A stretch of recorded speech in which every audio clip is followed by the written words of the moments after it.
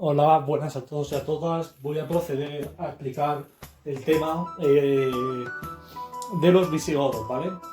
He elegido el tema de los visigodos porque es un tema que sigue un poco la línea del tema anterior, ¿vale? El tema de Roma, ¿vale?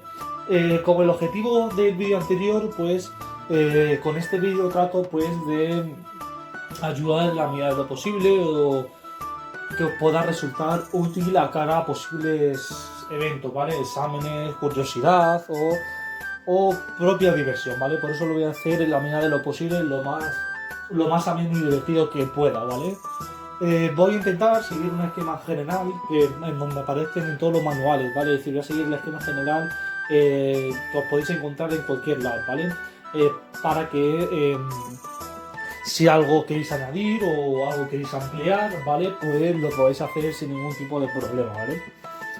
Como os he dicho, no me voy a meter en temas profundos, ¿vale? El objetivo de este vídeo es que tengamos una concepción general, que entendamos qué supuso el paso de la España visigoda en España, ¿vale? Para ello comenzaré diciendo unas nociones básicas, ¿vale? Donde pues explicaré un poquito qué supuso la entrada de los vándalos, suevos y alanos, ¿vale? Luego me adentraré en la España visigoda, en donde empezaré con la era anterior a Walia, ¿vale? Que iría con Ataulfo, Honorio y de demás, que ya veremos. Después iría Walia, ¿vale? Y sus diversas campañas y su grandísima importancia con el Foedus. Y luego ya tendríamos, después de Walia, pasaríamos a sus dos sucesores, Teodorico I y Teodorico II, y ya pues después de Teodorico II me adentraría en los tres hechos que tienen más importancia, podríamos decir.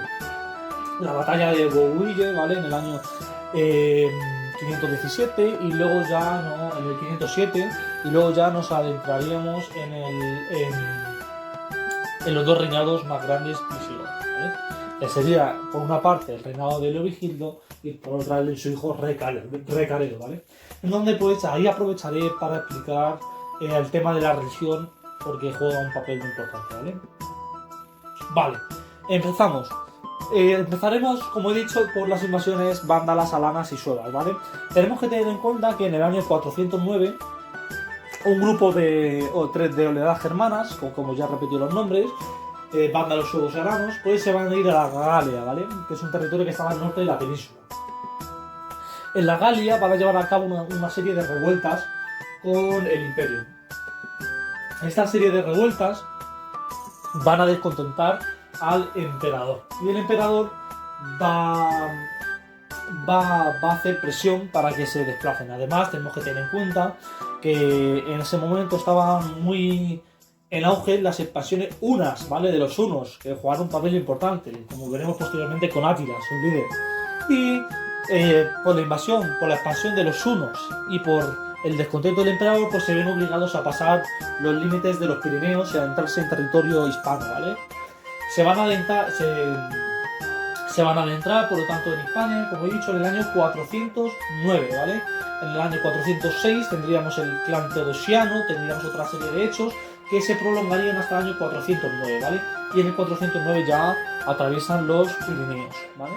Tenemos que tener en cuenta que los alanos, por su parte, estaban dirigidos por un líder muy hábil, ¿vale? Con mucho poder militar, ¿vale? Que era Adas, pero sin embargo su estancia en la península ibérica será bastante limitada, ¿vale? Porque se asentarán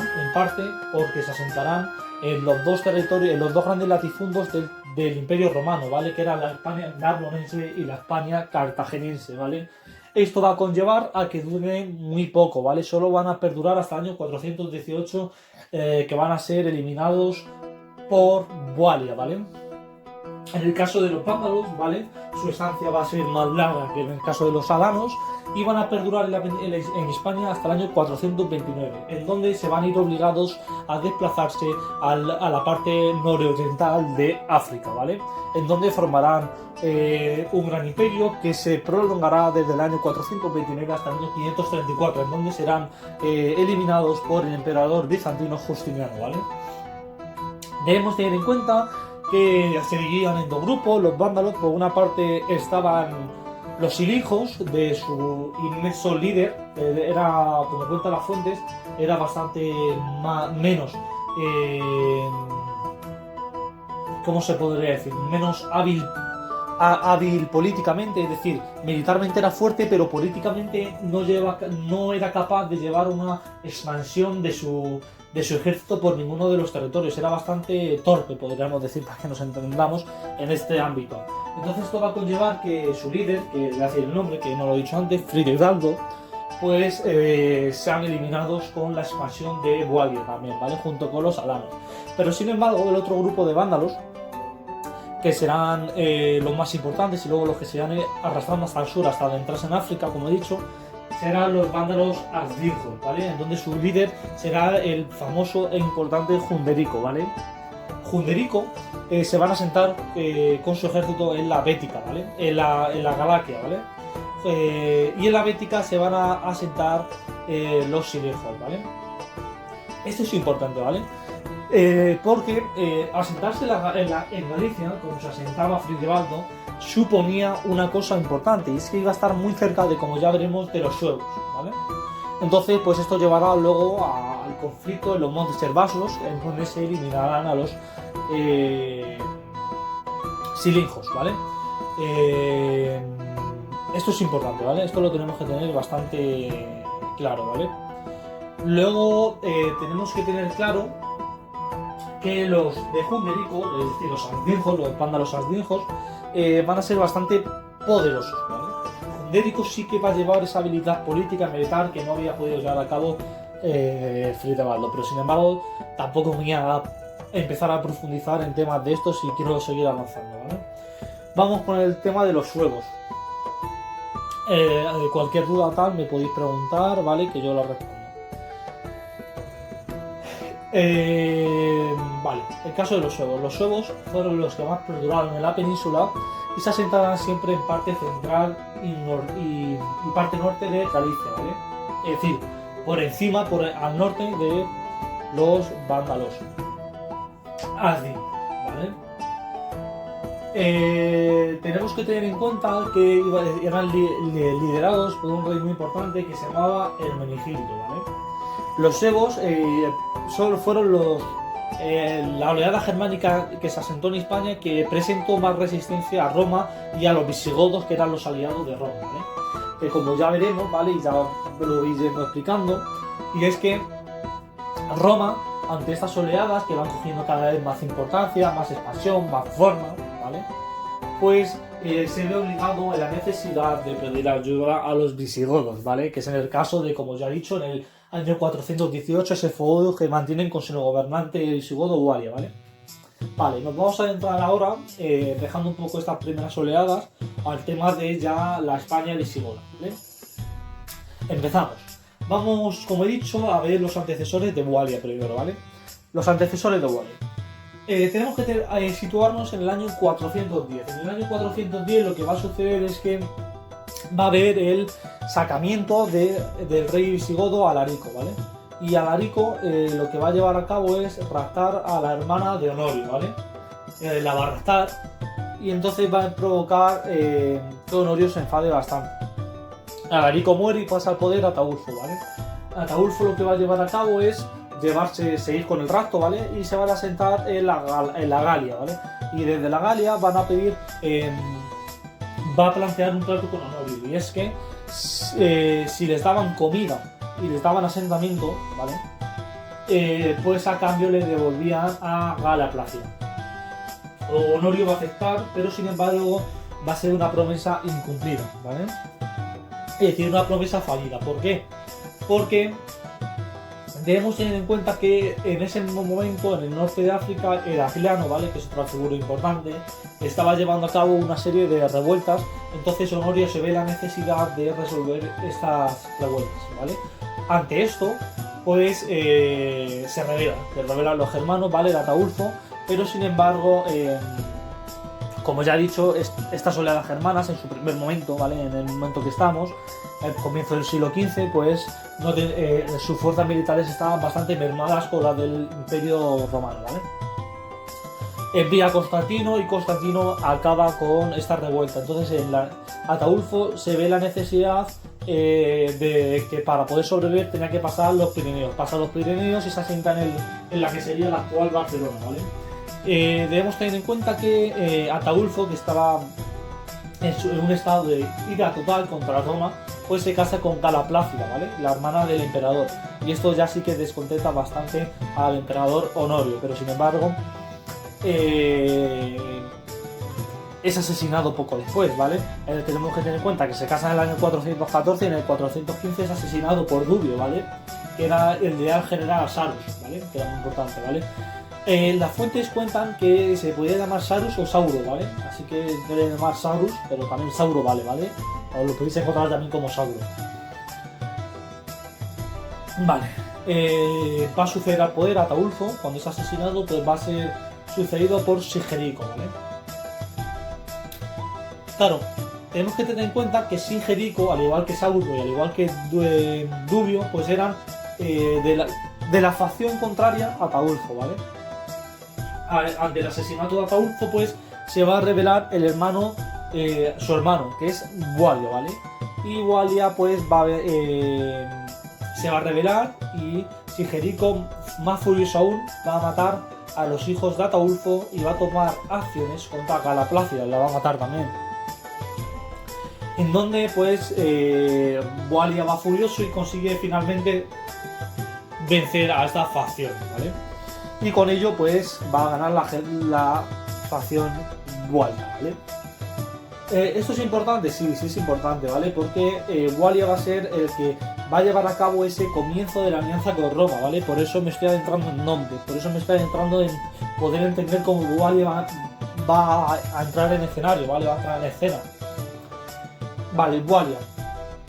Wallia va a llevar una serie de campañas, ¿vale? Que no van a durar mucho, porque van a empezar en el año 415 y van a acabar en el año 418.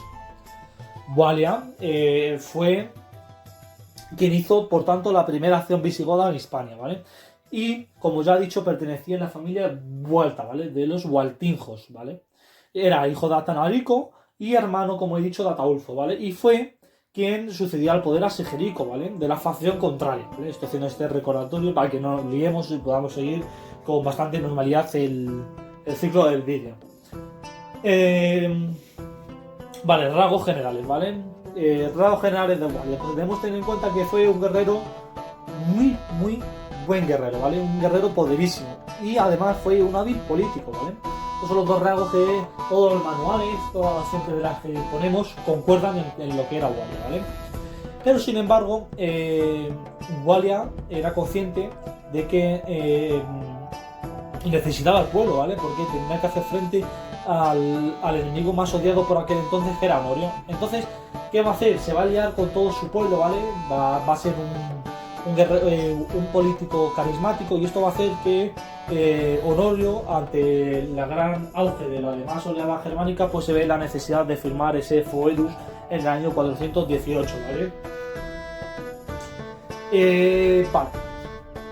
Va a llevar una serie de campañas, ¿vale? En donde tenemos que tener en cuenta que entre estas campañas, como he dicho, pues va a destacar que va a vencer a los alanos y que va a vencer a los vándalos silingos, ¿vale? Y ante esto, pues se van a ver dos pueblos, dos oleadas germánicas que se van a ver sobrevivir, van a sobrevivir a los ataques de Wallia, que van a ser los vándalos asdijos, ¿vale? De Funderico, y por otra parte los suevos, ¿vale? Sin embargo, poco después de la muerte de Wallia, ¿vale? Poco después, en el año 419, ¿vale? Se va a producir la batalla de los Montes Herbasos, ¿vale?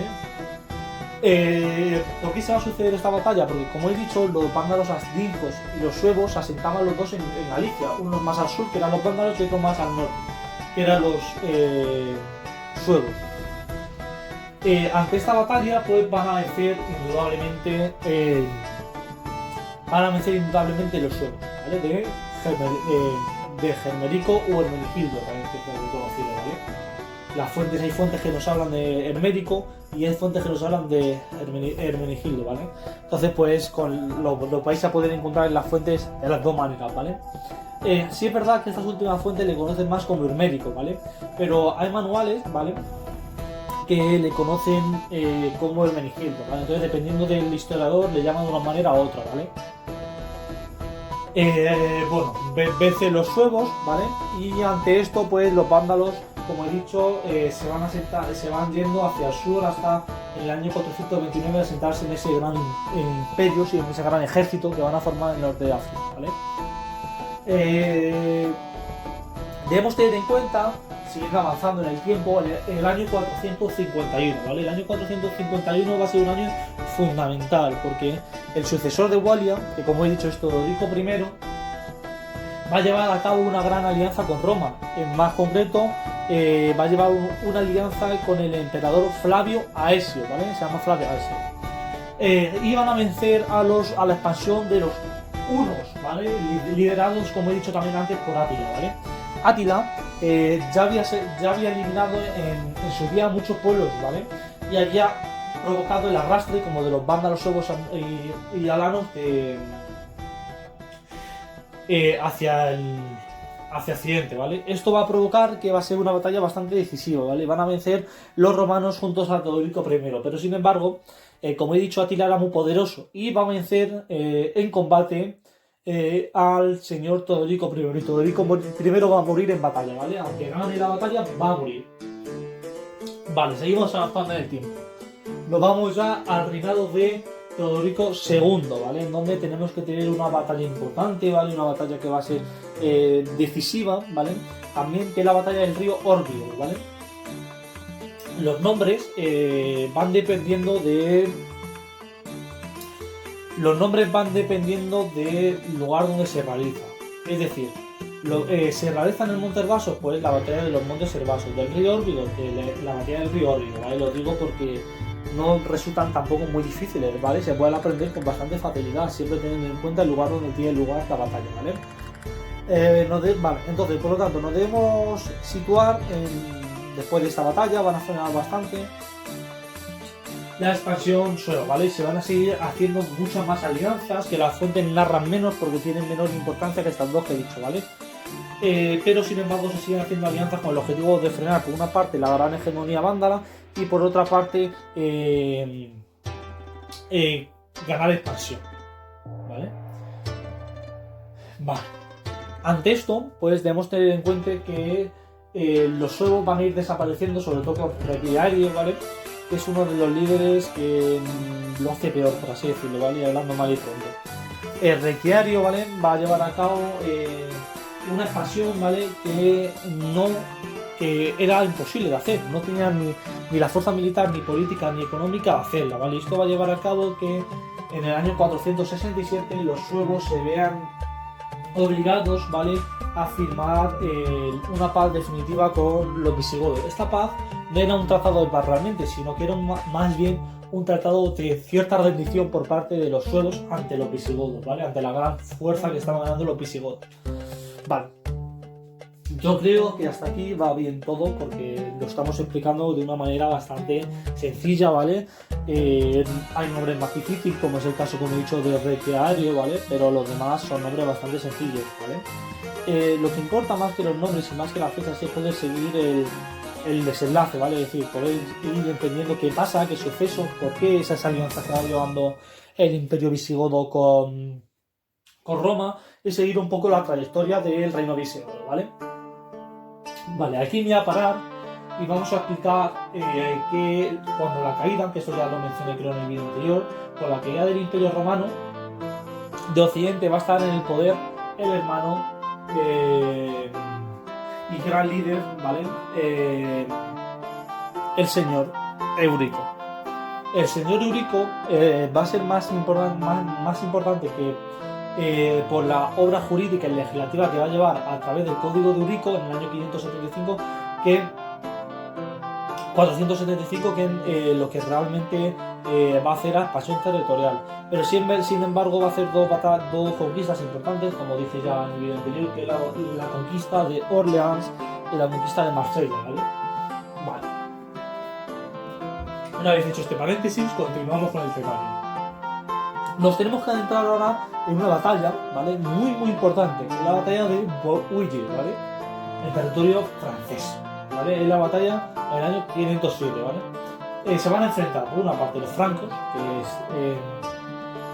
los francos ya estaban llevando a cabo una grandísima expansión con su gran líder y gran político, Clodoveo I, que se estaban adentrando en muchas partes del occidente, como sucedió con Galia, ¿vale? Galia pertenecía al Imperio Visigodo, ¿vale? Entonces, ¿qué va a pasar? Que Alarico II, que va a ser el líder visigodo, no va a querer que conquisten los francos Galia. Entonces se van a enfrentar en territorio de las Gales, ¿vale? Y se van a enfrentar entre ellos dos. ¿Quién va a vencer? Pues van a vencer los francos de Clodoveo I, ¿vale? En la batalla también participa Teodorico el Grande, hijo de Clodoveo I el Franco, ¿vale? Y es fundamental también la importancia que tiene su hijo, porque Teodorico el Grande se va a enfrentar en batalla a Alarico II, ¿vale? Y como bien cuentan las fuentes, Teodorico el Grande era un hombre muy robusto, un hombre muy grande, y además entrenado desde muy niño a las armas, ¿vale? Y era un grandioso guerrero. Entonces va a vencer y va a matar a Alarico II. Y la batalla, pues, la van a vencer los francos. Y va a ser una batalla decisiva, ¿vale? Van a perder la Galia, que era un territorio bastante importante, ¿vale? Y la batalla va a tener lugar en Bolivia, como he dicho, un territorio cerca de Poitiers, ¿vale? De la actual Poitiers. Vale. Batalla en el año 507, victoria decisiva de los francos, y ante esto, pues, la totalidad del territorio que tenía la Galia la van a perder los visigodos. Vale, nos vamos a entrar ahora en dos reinados que son fundamentales. Una parte tenemos el reinado de el señor Leovigildo y por otra parte el de su hijo Recaredo, ¿vale? Como he dicho, me es imposible explicar esto sin hablar de religión, ¿vale? Y de hablar de los concilios, porque son fundamentales. En primer lugar, vamos a centrarnos en el reinado de Leovigildo. Año 569 hasta el año 586, ¿vale? Leovigildo, voy a empezar con la parte de Leovigildo política, ¿vale? Leovigildo va a llevar a cabo una campaña por año, algo bastante novedoso, porque ningún rey hasta el momento había hecho eso. No voy a adentrar en todas las campañas, porque son muchísimas las campañas por año que va haciendo, ¿vale? Pero sí que hay algunas que se debe saber. Vale, empezamos. Entre los primeros años, pues va a llevar a cabo unas conquistas de Andalucía, ¿vale? Es decir, él, desde, como bien narra las fuentes, él tenía bastante devoción por los territorios de la actual Baeza, Córdoba y Málaga, ¿vale? Entonces, los primeros años va a llevar a cabo estas conquistas, ¿vale? De estos tres territorios. Después se va en el año 575, pues se va a ir a la parte más torense, va a llevar a cabo otra serie de conquistas, ¿vale? En el año, debemos tener en cuenta que en el año 576, esta sí es importante, el año 576 vence a los suevos. Va a vencer a los suevos. Con ello se va a acabar la expansión sueva definitivamente en Hispania, ¿vale? Y por lo tanto el único pueblo germánico que ya quedaba en Hispania eran los visigodos. Aquí sí que tengo que hablar de religión, porque es importante saber que ya en época anterior los suevos habían visto arrinconados en la Galia y se habían convertido al cristianismo, y después otra vez se convierten al arrianismo por parte de Leovigildo, ¿vale? Pero esto ya lo explicaré con más detenimiento después. Vale, entonces, 576, derrota del reino suevo, ¿vale? En donde, pues, es una batalla bastante definitiva, porque el reino suevo estaba en bastante auge, aunque Reykjavik lo había fastidiado bastante, ¿vale? Tenía bastante auge, bastante expansión territorial en Hispania.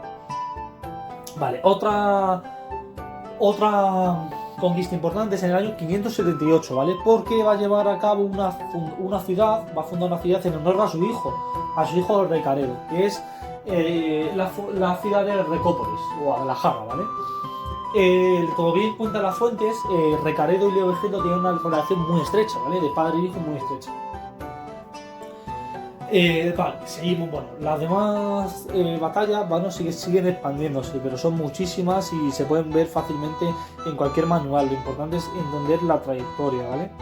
Y estas las que he dicho son más importantes, ¿vale? Vale, una vez explicada lo básico de su política, pues nos vamos a adentrar en el conflicto que tiene con su hijo mayor Hermenegildo, ¿vale? Hermenegildo y Leovigildo no llevan una relación muy estrecha, sino todo lo contrario, llevan una relación bastante mala entre sí. Hermenegildo va a apoyar a la aristocracia romana, que en ese momento se encontraban en disputa entre ambos, y ante esto pues va a provocar una serie de levantamientos de Hermenegildo, pero al final no llegan a conflicto porque Hermenegildo muere de tisis, ¿vale? Muere de una enfermedad y no de tisis, y no puede, vamos, que no se llegan a enfrentar en armas. Nos vamos a entrar en temas de concilio, cosas importantes, ¿vale? El objetivo de Leovigildo, ¿vale?, era claramente poder tener una monarquía totalmente fortalecida y totalmente centralizada, ¿vale? Es decir, reforzar al máximo el poder de la monarquía. Para ello, una de las cosas importantes que hace Leovigildo es conquistar el obispado. Es decir, si yo quiero tener poder, tengo que quitar a las diferentes instituciones que tienen poder. La nobleza en aquel momento no jugaba casi ninguna importancia, pero sin embargo el obispado sí, ¿vale? Sin embargo, todos los historiadores coinciden en una cosa, y es que la gran cabezonada, o lo gran cabezota que era Leovigildo, el seguir manteniendo su religión tradicional, que era la religión del arrianismo, ¿vale?, que es otra vertiente del cristianismo, es otra vertiente religiosa importante del cristianismo. Pues esto llevó a cabo que no pudiera hacer las grandísimas obras que habrían hecho si se fuera católico. ¿Por qué? Porque ser católico era lo que estaba bien visto por la época, porque todos los territorios de Hispania, o la inmensa mayoría de territorios, eran católicos, ¿vale? Y la religión que había en Roma era católica, entonces ser católico te daba bastante más facilidad. Va a llevar un código importante, ¿vale?, que va a ser un código que va a recopilar y va a revisar ciertos detalles de ese código durico ya mencionado y del código en el año 506 que va a llevar a cabo Alarico, conocido como el Breviario de Alarico, pero no me voy a entrar tampoco mucho en esto, ¿vale? Pero sí vamos a mencionar un código importante, que es el de Recesvinto, ¿vale?, en el año 654, que es el código por el cual va a quitar las diferencias entre romanos y germanos en Hispania, que esto no sucede en el demás de territorios europeos, ¿vale? Pero por eso es importante, porque va a quitar esa diferencia. Ya en su día, Leovigildo, con su código Codis Revisus, que llevó a cabo, había abolido la prohibición que estaba vigente de mantener matrimonio entre visigodos, o germanos mejor dicho, e hispanos, ¿vale? Vale, seguimos, tema de la religión. Pues como he dicho, quiere mantener la tradición del arrianismo, y esto va a llevar a cabo que no pueda expandirse lo que se habría podido expandir con el catolicismo, ¿vale? Recaredo, que es su hijo, cuando va a entrar en el poder, pues va a ser más listo y se va a convertir al catolicismo, ¿vale?, que ya lo veremos. Vale. Vamos a empezar con el tema de los concilios, ¿vale? Dos concilios fundamentales. Por una parte, tendríamos el famoso Tercer Concilio de Toledo, que es el más importante y el que sí se debe profundizar y sí se debe tener en cuenta qué pasó en este concilio. Y luego tenemos el Cuarto Concilio, ¿vale?, que es también bastante importante, ¿vale? Empezamos a explicar. Tercer Concilio. El Tercer Concilio es fundamental porque se produce la conversión de Recaredo del arrianismo, que era defendida a muerte por su padre y por sus antecesores, al catolicismo, ¿vale? En el año 576 se produce su conversión personal, pero es que en el 578 se produce la oficial de todo el reino. Este concilio no es importante por ser un concilio, porque ya se venían haciendo concilios desde el concilio de Nicea, concilio de Constantinopla, muchísimos concilios. Concilio de Nicea, muchísimos. Entonces, ¿qué va a pasar? Que este concilio, lo importante que tiene, lo novedoso que tiene, es que era la primera vez en la historia que sucedía que oficialmente un rey se convertía al catolicismo, ¿vale? Entonces tiene bastante importancia, ¿vale? Vale, cuarto concilio. El cuarto concilio es fundamental porque se produce la sacralización del rey. Es decir, como he ido explicando desde Ataulfo hasta este momento, el asesinato al rey era un acto bastante común y no tenía nada de novedoso, ¿vale? Entonces, pues, Rey Cabedo es consciente de que debe llevar a cabo indudablemente esa sacralización del rey, porque para que no fuese asesinado, ¿vale?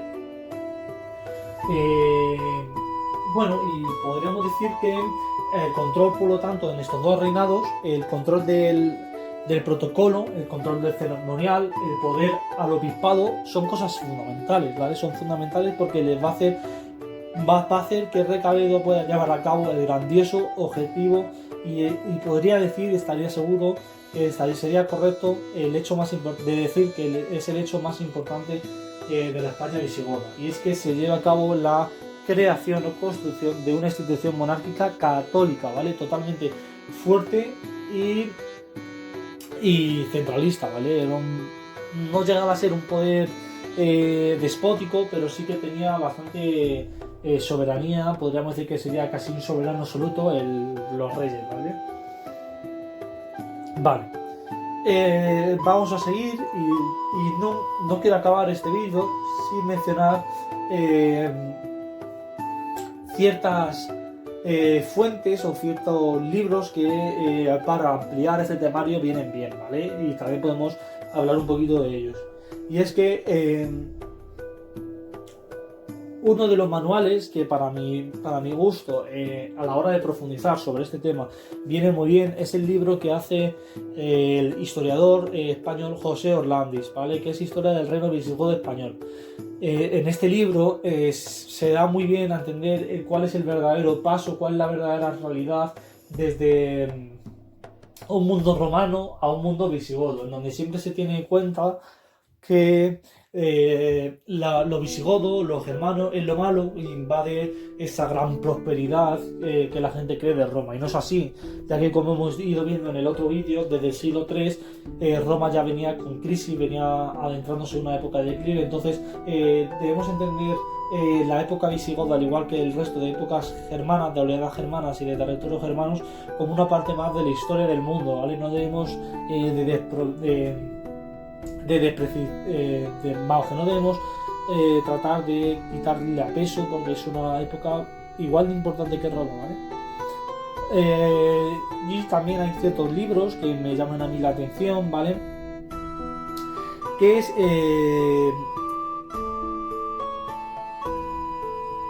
vale, sí. Uno de las cosas que a mí me llama la atención es el tercer capítulo del libro de José Orlandis, ¿vale? Porque es que en ese capítulo se ve claramente el paso de uno a otra época, ¿vale? Pero no me quiero enrollar más, espero que os haya sido útil, que os haya sido eficaz y que hayáis entendido la dinámica del reino visigodo, ¿vale? Desde sus orígenes hasta su final, ¿vale? No debemos entenderlo, como he dicho, como una historia de muchos nombres, de muchas fechas, sino hay fechas fundamentales que son súper importantes, como la mencionada de la batalla de los Campos Cataláunicos o la batalla del río Órbigo, pero no todas son de igual de importancia, ¿vale? Y como he dicho, teniendo presente el nombre del lugar, siempre te sale el nombre de la batalla. Bueno, espero que os haya gustado y no dudéis en darle like y suscribiros.